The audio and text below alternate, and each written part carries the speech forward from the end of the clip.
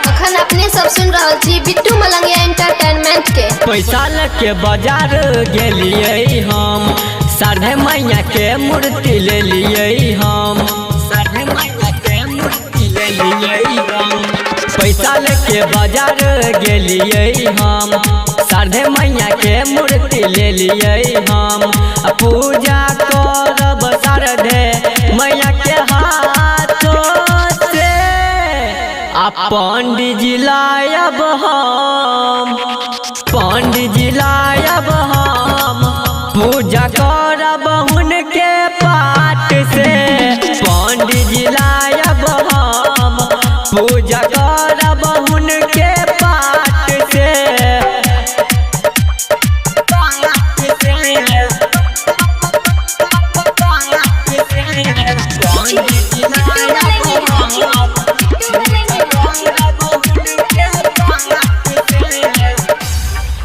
केली सब तैयारी किन लेली 500 पारे।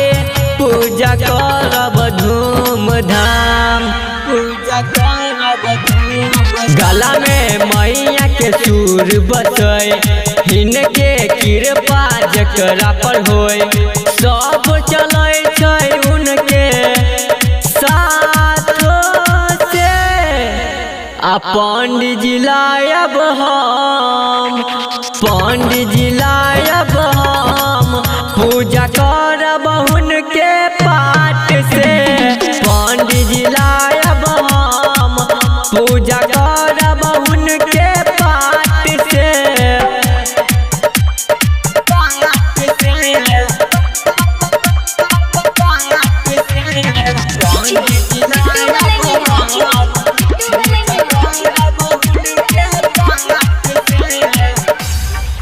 रहल सब ध्यान किन के लेली सब समान।